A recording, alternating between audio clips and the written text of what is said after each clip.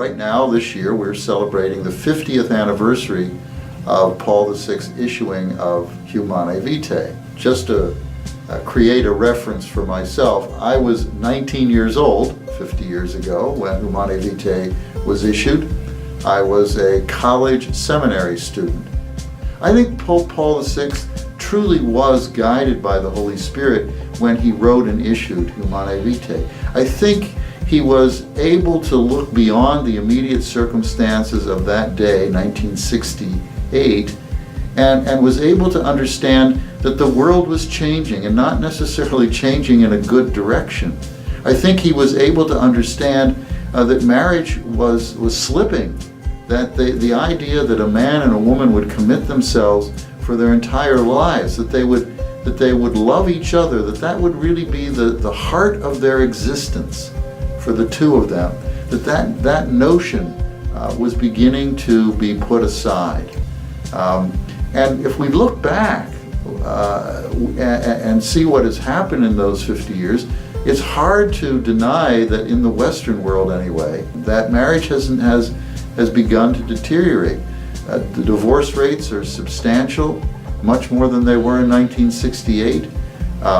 Many people today don't even acknowledge marriage as a viable lifestyle. Many of our young people put off getting married if they marry at all. We now have, experiments in domestic arrangements, people living together and so forth. The notion that somehow having children is a natural part of marriage is an almost foreign concept in the Western world. It's a question of, should we have children or should we have dogs? And I'm not trying to be facetious there. I think that the notion of children is so much of an optional thought that people seriously do not connect the bearing of children automatically with marriage. And even when there are children in a relationship, so often the notion of them being seen as a gift from God, as opposed to simply a conscious choice on the part of the parents. It changes, I think, the dynamic of the relationship between parents and children. So I think that as we look back on the 50 years of Humanae Vitae, there's really a lot for us to think about. It's not just, was Paul VI right in his accepting of the advice that he had received from theologians about artificial contraception? That's too narrow a view to take of this document. I think we have to look at a larger picture, the picture of marriage and family life. And I think as we deal with the young people today, the young adults who recognize that being natural about things is very important.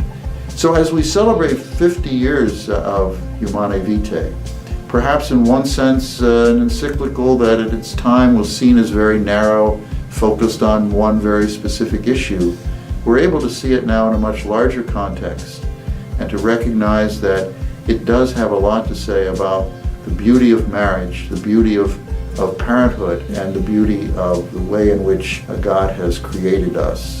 So I invite you who are listening to me to take a moment to think about these things and even to pray about them and to recognize how much God really has blessed us through the wisdom of Pope Paul VI and the encyclical Humanae Vitae. God bless you.